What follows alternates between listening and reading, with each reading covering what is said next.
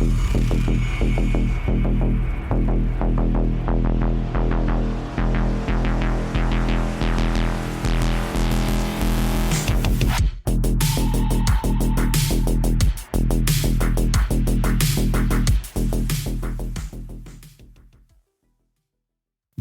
welcome back to Gopher's Workshop. I am your host, Aaron, and joining me, as always, is my fellow host, Creelsa. I hate looking at you. Every time I look over, you just give me the little side eye. Like, is he going to do the thing? And I'm like, I don't know what thing you want me to do. It's that one. It's that thing. That look you give me of absolute disgust every time I say your name. You tell me to talk into a mic. That's what I'm here to do. So our listeners know I am getting over a cold, so my voice is going to be kind of weird. Also, me too. I don't know that it was a cold, but I overdid it earlier this week, and my body got mad at me for that. So, but we're here. We're ready for this. Speaking of this, Chris, what is it? What are we doing? Okay, so for this one, we're going to kind of talk about 11th edition by reflecting on 10th edition. So I had a discussion earlier this week with some of our team guys as they were playing. They were finishing up and they kind of asked me some questions, but it was an interesting conversation because basically one of our guys, like he was asking about Dark Angels, and he's like, hey, I've been playing another faction. I'm coming back to Dark Angels for 11th edition. What do you think about this? What do you think about that? And that's great. It's good to get outside perspectives. In that conversation, his opponent, not me, his opponent was basically like, take some advice from other people. You'd be surprised at some of the things that people will suggest to you, but it's more important that you find people you can trust.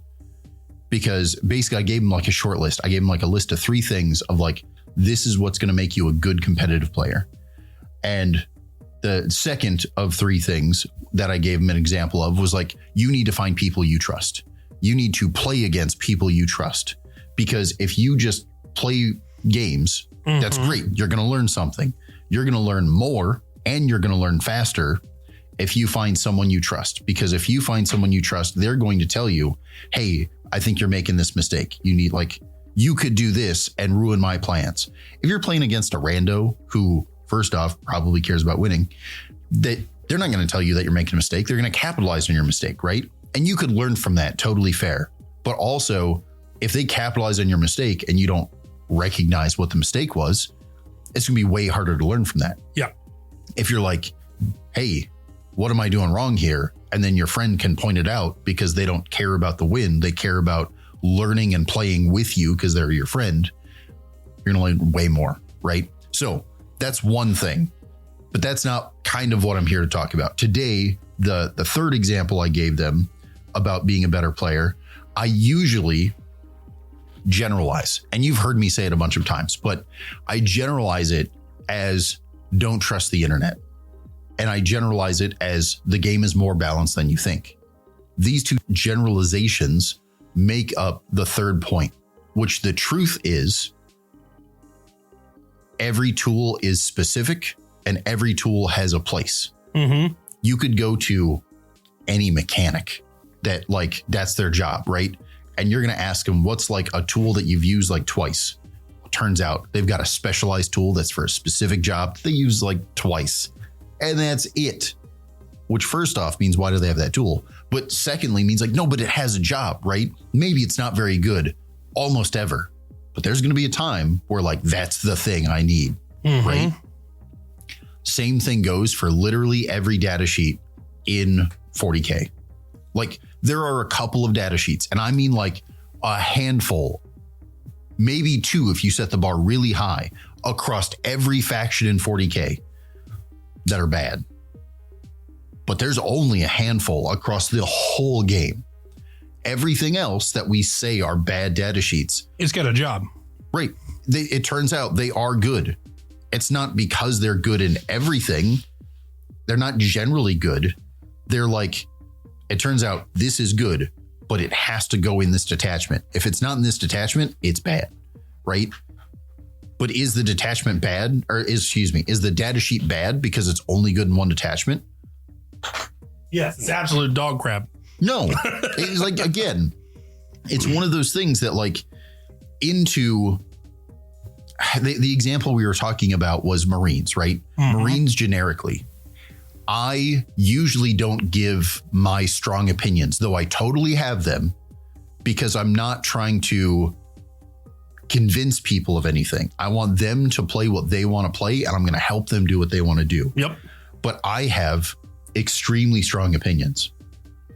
One of my 10th edition opinions that I'm willing to say now, because 10th is basically over, is intercessors are a bad take. Basic intercessors, you probably shouldn't take. Is that because they're bad? Absolutely not. It's because arguably there are so many better options for most detachments. Intercessors have a place. They are absolutely good and they will continue to be good, but they are good in specific scenarios. They're not as general good as everyone gives them credit for on the internet. And this is the exact example that Tyler, without prompting, like brought up when we were talking about Dark Angels. He's like, yeah, I see that you're running intercessors. I ran them for a really long time.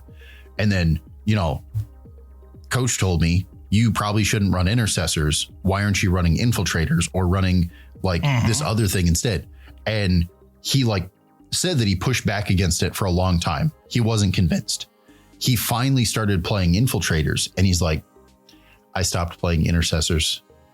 They worked for my list better. And he's playing Deathwatch, right? So like, again, I'm not saying intercessors are bad. If he was playing Ultramarines and he was running a gun line and like, intercessors have a place. Well, and they sticky and like they do things. They have a job. You're right. I don't start me on sticky. Anyway, but no, like intercessors generally, they do have a place, but it turns out their place isn't generally good. It's specific factions or sub-factions, I should say, specific detachments benefit from intercessors. Across the board, infiltrators are generically better. Because if you're buying a 5-man intercessor to sticky your home, either A, you're leaving them there, and then why did you spend points on sticky? That's a complete waste. You'd rather have infiltrators because they do way more for holding the home, or you sticky and run away. And now you have a point of like, no, but I paid for sticky. That makes sense. Well, it turns out basic sticky is kind of really bad against most factions. It's generically not good. Super sticky, incredibly powerful. I think the OC5 is almost too much for Knights because OC5, the number of games I've played against Knights where I'm like, I'm wiping the Knights. They have nothing left on the table. I still can't hold 3 out of 5 objectives because they're super sticky and I don't have enough models left. Right? It's rough. Super sticky is good. And that's where sticky makes sense. At OC0, it is far too easy to remove sticky. And whether it's a 3-man like Inceptor squad, so it's a total 3 OC, like I can remove sticky very easily if it's OC0. Everyone can, right? So I think sticky is overvalued in 10th edition. Super sticky, not. I love it. It is absolutely the best. And I struggle to like, I don't want to say allow, but like I struggle to tell any Knight player not to play the super sticky detachment. It's just that good. Like you have to have a really good reason to not take super sticky. Now, again, we go back to regular intercessors. Regular sticky, I don't want to spend the 80 points or 85 or depending on when you're looking at the edition, like I don't want to spend that on an intercessor squad because I'm not paying for sticky. I'm paying for a cheap home holder. And if I'm doing that for most of the edition, Lone Op Lieutenant did way better. And even the competitive crowd agreed with that. So like, why are we buying regular intercessors? Well, you take regular intercessors and you don't leave them on your home. And to me, it's kind of just the same as if you didn't leave anyone on your home because it's so easy to remove. I feel like you You took regular intercessors, you stickied your home, you ran away, and you got punished enough games that you finally started leaving the intercessors on your home instead of running away. Yeah. And then we get back to, why not lone op lieutenant? Why not infiltrators? One's cheaper, one's better. Either way, why am I taking intercessors? Now, again, you're playing Ultramarines, you're playing specific detachments where you're getting, you put a lieutenant in there and you give them little enhancements. Now, like, all your dudes are double firing with lethals and sustained one. And like, you know what? Intercessors can be 4-up good. invulns and like, again, intercessors can be good. I'm not saying they're bad. But you got to pay that character tax to do that. Right. You had to make them good. The 5-man sticky the home and staying there, that was a bad choice. That goes back to like one of the very first episodes we did where you were talking about building a list around a unit versus building a list around what you think the list wants. Yeah. And again, this is the same idea, right? Like, I'm honing in on intercessors because it's my strong opinion, and you can totally disagree with me, but it's a really good example that I feel comfortable saying, right? Like, I have made I've made similar arguments for why suppressors are good, and no one wants to believe me until they play it. Then after they start playing suppressors, you brought it up many times. Everyone thinks I'm full of shit. And then they start putting suppressors in the list because I keep bringing it up. And then after they play it a couple of times, they're like, shit, you know what? They actually did more work than I thought they would. And then they keep doing it of their own volition.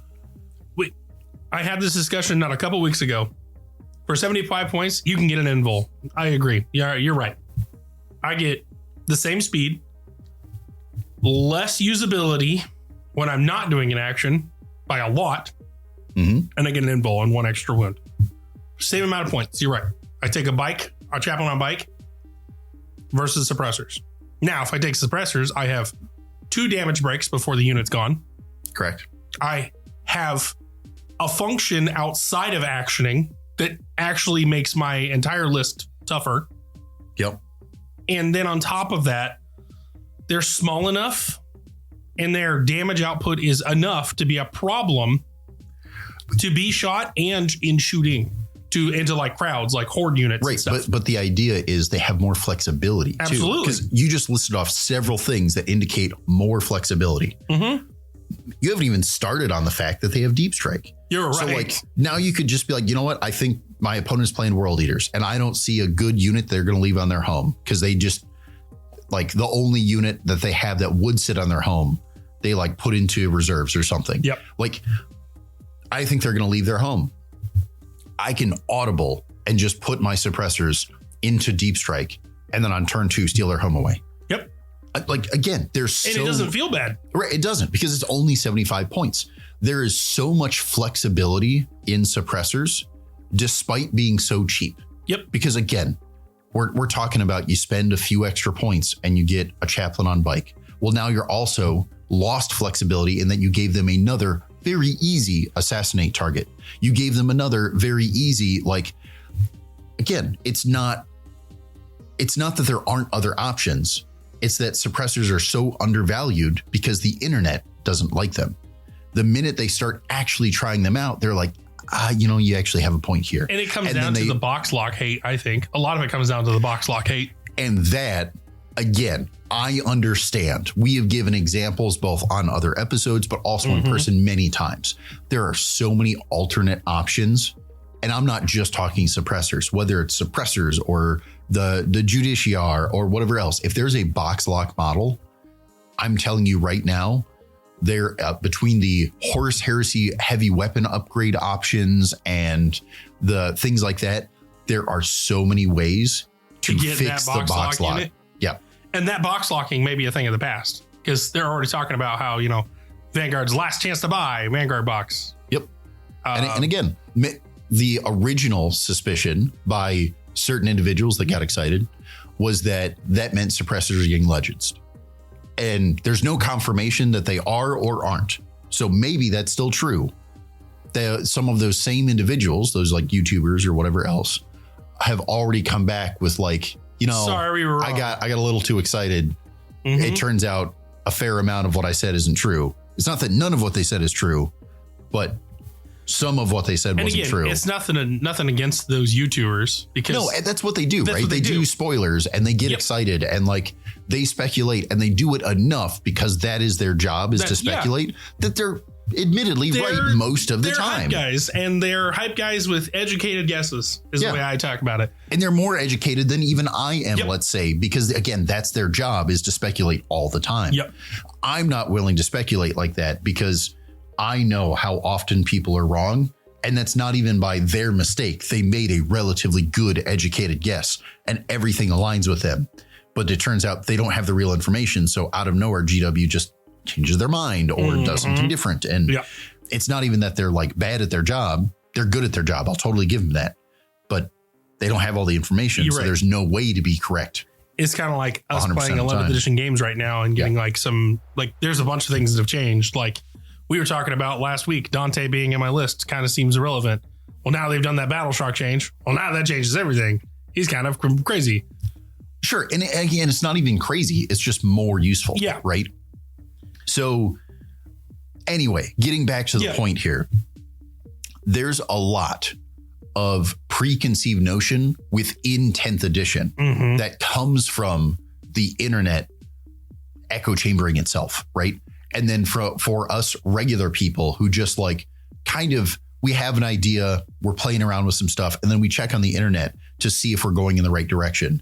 And then we find out that like, no, the internet, don't even waste your time play testing suppressors or don't even waste your time like doing anything other than you auto include a 5-man intercessor.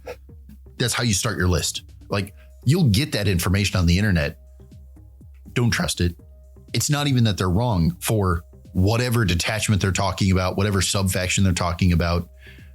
But you can't just trust the internet because there's too much other information that they're leaving out.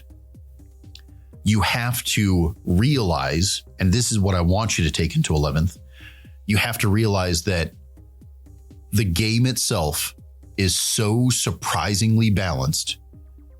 At any given point, look at a data sheet and just assume there is a detachment with a certain kind of support that makes that unit really good.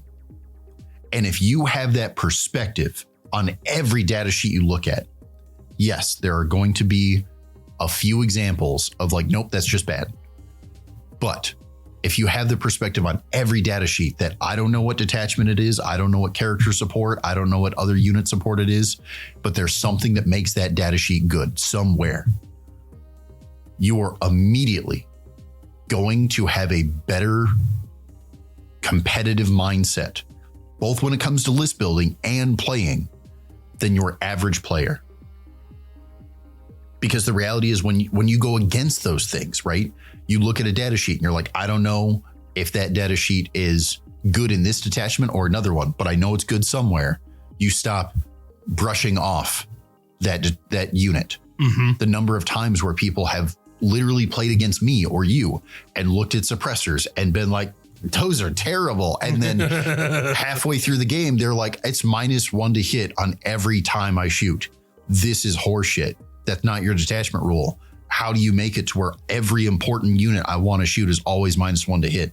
Well, that's because I engage you here, because I've got suppressors here, because I've got a strat here. Like, no, it turns out halfway through the game, they get really frustrated because they didn't realize they just brushed off suppressors as being nothing. You want to know what my favorite question during the beginning setups of a game was in 10th? I don't care what your abilities are.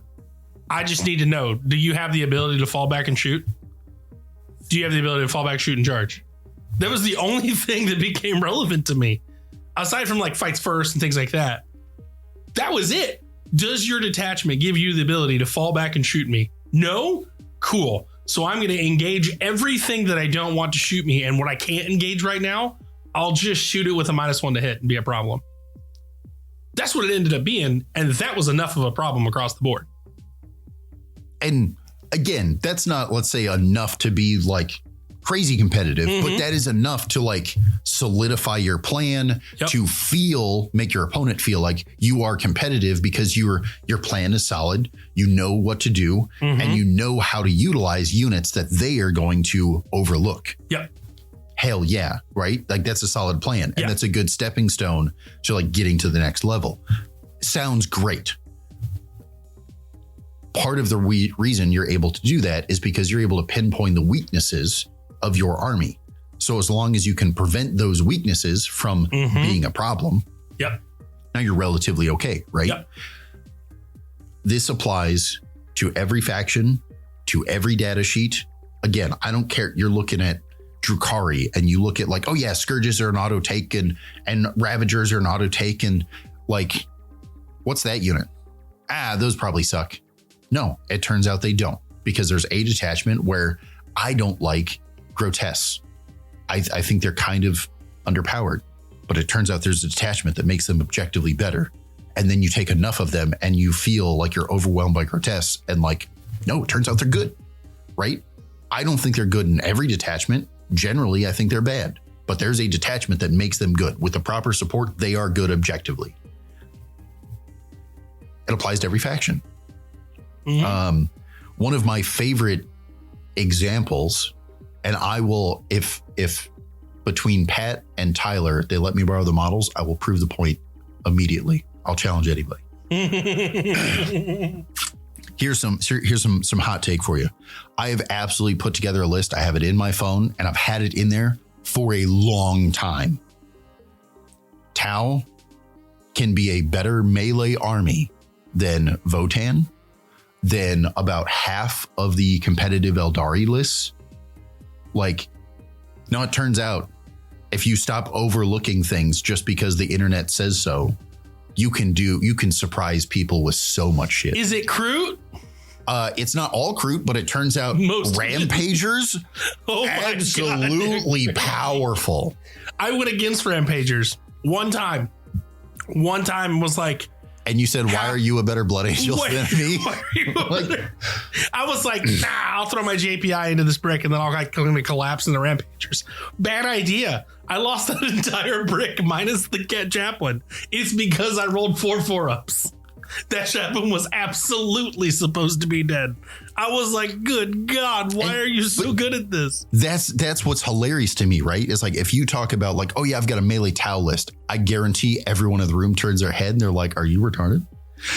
No, I'm not. It turns out I have melee Tau list, because it turns out not only are Rampagers good, but then they gave us like the twins, which have Gun Fu. Like, they're actually surprisingly good in melee. They're not going to clean up like a whole Rhino by themselves, but also it turns out they're still pretty good. And if you combine that with 3 like max bricks of Rampagers, that's like only a quarter of your list. And you immediately feel more melee than your average Votann list would ever consider doing, right? Votann are not known as a really bad melee faction. Also, while they take melee units, they don't like take a bunch of them. Why not make Tau more melee than Votann? Yeah. But you say that to a Tau player and they look at you like you're dumb. No, that's a meme. We're not doing that. Why not?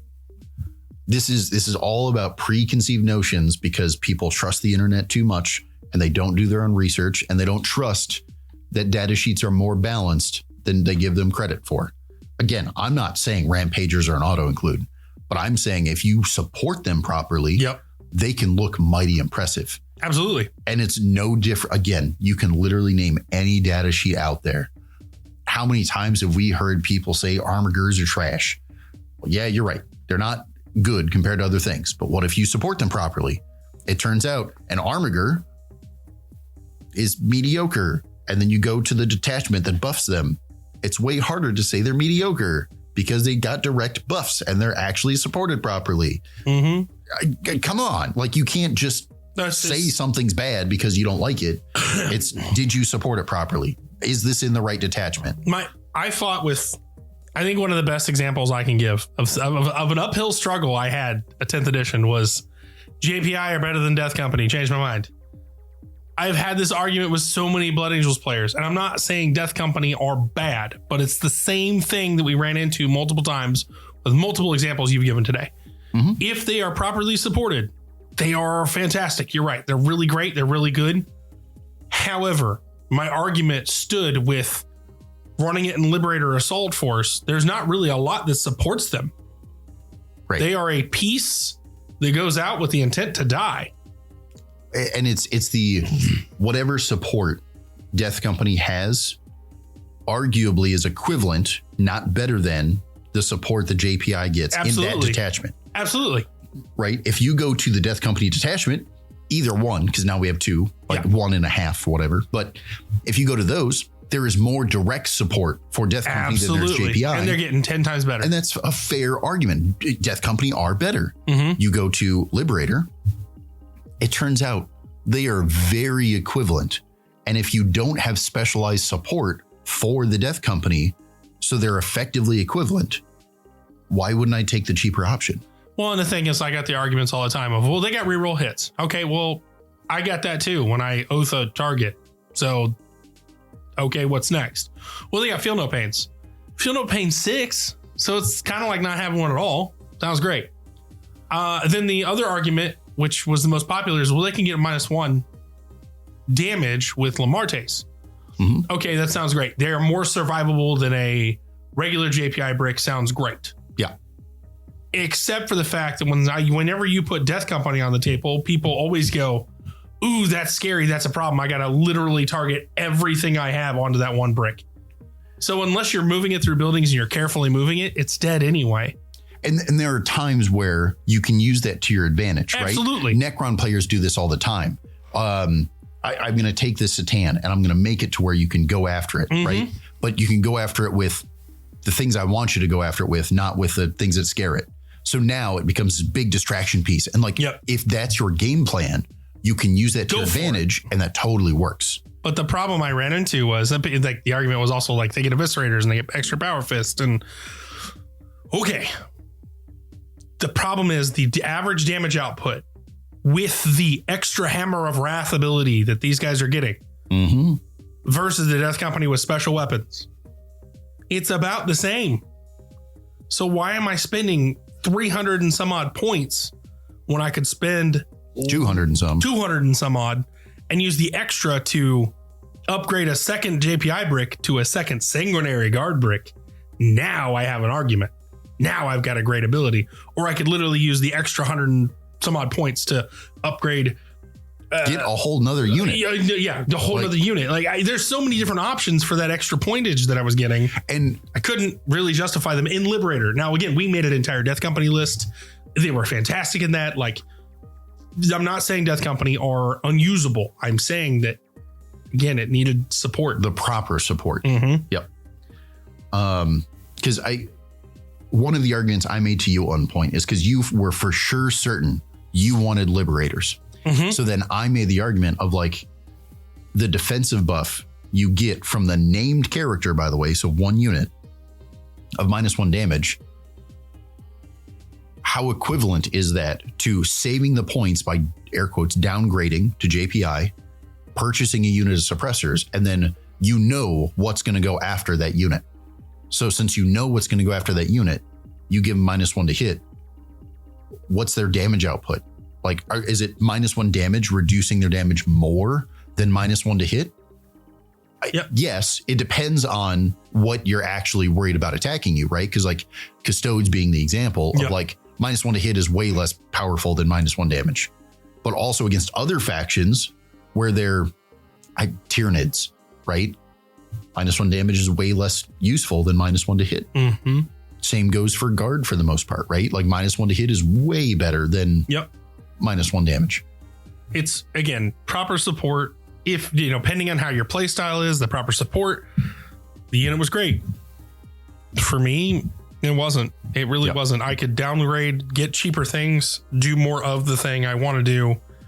Feels so much better. Mm-hmm. Again, I had to convince a lot of Blood Angels players here locally that were trying to run things the same way I would. Stop taking Death Company, take a second brick of Sangard, or take JPI. Mm-hmm. Take something that's going to be either tougher and deal as much damage, or something that's arguably less tough but deals the same amount of damage for cheaper. Yep. And a lot of them started to convert to that way, and they actually saw an improvement in their actual play style, and like their games or points were improving. Again, It's not to say Death Company were bad. It's the whole take of they just didn't fit. Yeah. For that play style, especially for that detachment, right? Yep. Yeah. So again, we've given a bunch of examples, but the reality is, again, I don't care who's listening. This still applies to your faction. This still, like, especially going into 11th. And this is where I want to translate it. Going into 11th, I'm sure you've seen it in 10th, but like some of the old heads being like, oh, sorry, that was like an 8th edition rule, or I got that confused from 9th edition, or, well, I don't really like that because I don't think it's very good. And you know for a fact that it is good, but they're referencing like what they knew back when they played in 8th or 9th or whatever, right? They're like, wow, no, this is that unit's always been bad. It's like, no, it's good right now. Yeah, it's been bad in the past, but it's good now. Use all this information. Try to take this mentality of every data sheet is good with the proper support into 11th. When you look at 11th, we've got a bunch of new core rules to learn. But when you go back to your data sheets, or you get your updated codex, right? Orcs and Space Marines right out the gate. We know those two are getting updated first. When you get your new data sheets, I don't care that you think the new Burna data sheet looks boring or the same or whatever else. Immediately stop yourself and be like, I don't know what detachment it is. I don't know what support it is yet, but I know there's something that makes this data sheet good. And that will help you not only with your own list building, but that will help you against people using that data sheet. That's the thing that I really want people to take with them into 11th, and also to some degree leave behind in 10th. Because again, the 10th edition is a great edition. No one really thinks that 10th edition is terrible, right? Maybe it's not their style because they prefer narrative or whatever else, but like there is way too much trust in the internet. And I'm telling you right now, you're listening to me. I'm on the internet. I hear you. How dare you? You're the internet now. But I'm still telling you, do not trust everything I say. I'm giving you my strong opinions. Do not, like 10th edition, do not take intercessors. Don't go blindly trusting the internet is the real takeaway from this. You need to play test. You need to try it yourself. You need to validate for your own detachment, your own support, your own play style, whether or not that data sheet's good for you. I'm telling you right now, as much as I'm railing on intercessors because I hate them, I think they're way overestimated. I'll tell you right now, in 11th edition, they're getting better immediately. So, I'm not saying they're getting a better data sheet. I don't have any secrets as to their point changes. No, I'm telling you, 11th edition, it turns out one of the force dispositions is about doing 1.5 million actions a turn. They're immediately better. Immediately. Infinitely better. Battle line does action and shoot. Sounds great. And sticky and like, hell yeah. No, that's what I'm saying, right? Like this data sheet has its place. 10th edition, I think it's more restrictive. But in 11th edition, it's already so obvious that like, I still hate the intercessor data sheet. What's your force disposition? The action one? Never mind. You're auto including like 3 to 4 of those. Put them in your list. Now what are we building? Like it's that good, right? But like you have to use it properly. You have to support it properly. Which again, now going into 11th edition, it has its place. It's still not. It's not the even answer. Everybody's list is about to change because it's going to be more towards your play style than it ever has been. Because your missions are going to be geared toward how do you want to play. Yep. Every time. And I've also had this argument a couple of times over the last week. Everyone's excited about 11th, and I'm super on board. I'm also very excited about 11th. The number of people that have showed me lists for like, oh, this is what I think I'm going to do in 11th. I'm happy to give you some feedback. Here's my honest take. I have been desperate to build some 11th edition lists. I am so excited. And literally every time I go to start building a list, I'm like 2 units in before I stop. And I feel like I'm not allowed to finish the list. 2 units. I can't even get together a good game plan before I feel the need to stop myself and say, I have no idea what force dispositions I'm going to be allowed to choose with this detachment. I don't know what force dispositions are like how heavily I'm going to need to lean into them. And for those reasons alone, I think they are going to impact the list building so heavily. I don't feel like I'm allowed to build lists for 11th yet. I don't have enough information on 11th. The minute we get the rubric of missions, the force dispositions, all 45 or whatever missions they are, when we get that, I'm going to spend some time on them. But after I spend time on them, immediately I'm going to go ham building lists. I'm going to have so much fun. And I'm not telling people not to build lists, okay? Exploring list building is a great way to learn your faction, to learn the data sheets, and to think and learn about synergies. Keep building lists. That's like the one thing I wish people would do constantly. Even if they're bad, you get to learn about them. Building for 11th is so difficult to do, at least on a competitive sense. I don't think we're ready for it yet. No. Again, I'm still one of those people building lists, but I also built the list with the intent of like, this is what I have information wise with 11th edition. I understand this list will change, but these are the basic building blocks of what I want. Yep. And that's a solid plan, right? Because if you're like, I'm doing Liberator, I'm willing to bet, though I don't know, that it's going to pick the kill a bunch of stuff force or the force disposition, and it's going to do the generic take and hold style stuff. Assuming it's one of those, well, now I can try to build towards it. It turns out if my detachment doesn't give me access to those, I'm going to have to rework the whole list. But I'm making some assumptions and I'm exploring the idea, knowing that the list is nowhere near finalized, right? Because like I said to you earlier, they're going to rework almost literally every enhancement in the whole game. Yep. And they're going to cost more. They could cost less. Yep. You can take multiples of it now. They're going to objectively do different things because like every enhancement that's like, no, it only applies to this character. Well, now it could apply to a whole unit. So like, do they put in that enhancement's restricted to characters now and thus it's identical and it stays the same? Maybe. Do they then change it to where it does apply to the whole unit, but they change what it does so it's way minor as far as the buff? Maybe they allow it to apply to the whole unit and still be the exact same. Now the points skyrocket. Could be any one of those three. We have no idea. Yep. At any rate, I think we've beaten this horse. Yeah. So because I got to rambling, we're gonna do the mid-end break. Mid-end break? Yeah, we got to get. We didn't thank our patrons. We last have time, not really, thanked our patrons in a little bit. We need to do that at least. All right. So let's go to our end mid break.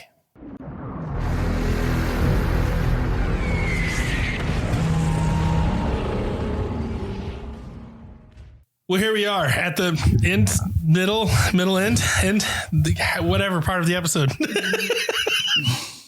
The appreciation part. So first off, in this weird part of the episode, we have to thank our patrons. Correct. Starting with our guardsman patrons. I love saying patrons for that section. Okay. So Calm we down. have to thank. I'm so excited.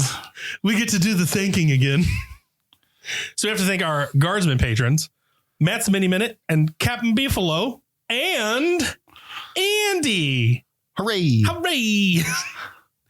Then we have to thank our White Shield guardsman patrons, Mitch, Nicodemus, Taburus, and Stephen Grace.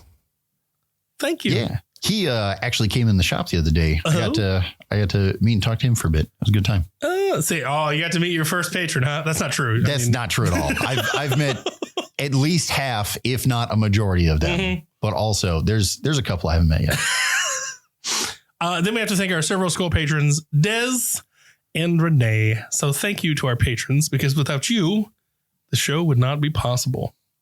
And of course, thank you to our dear listeners, because of course, we'd be talking to the voids of space and losing our sanity. Or I'd have to sit here and talk to Aaron. Oh, God.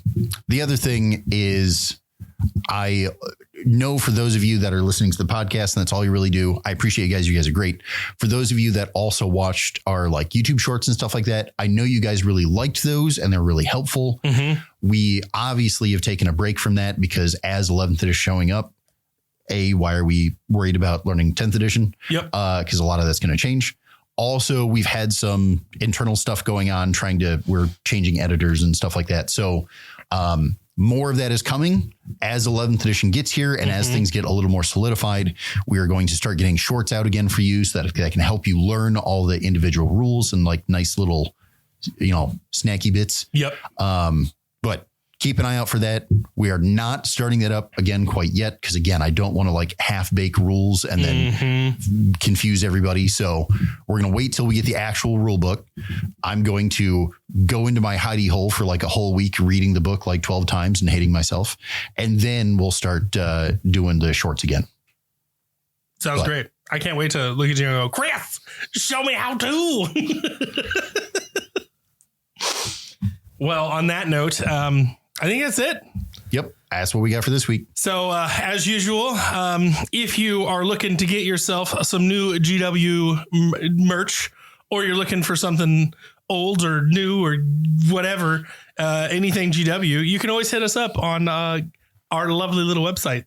It's in the show notes, but in case you don't see the show notes or you can't get to the show notes, it's gophermafia.com. Head on over there. You can get 15% off all GW products all the days, all the time, including the new stuff. So also fair warning with 11th edition coming, specifically, let's say Blood Angels and Orcs. There's going to be a period of time starting very soon where almost all their stuff is going to be out of stock.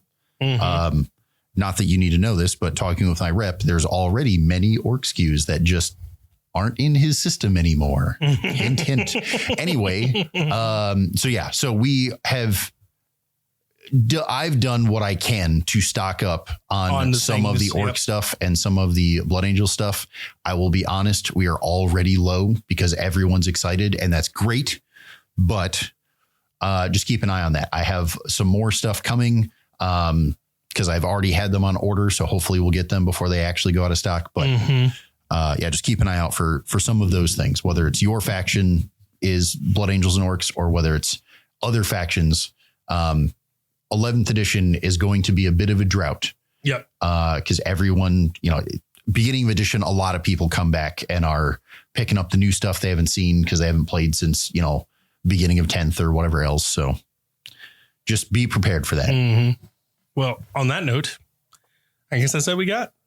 So thank you all for listening and tune in next week. Hey everybody, it's Aaron. I want to thank you again for tuning in for this episode of Gopher's Workshop with us, hanging out, listening. Remember, leave a 5-star review.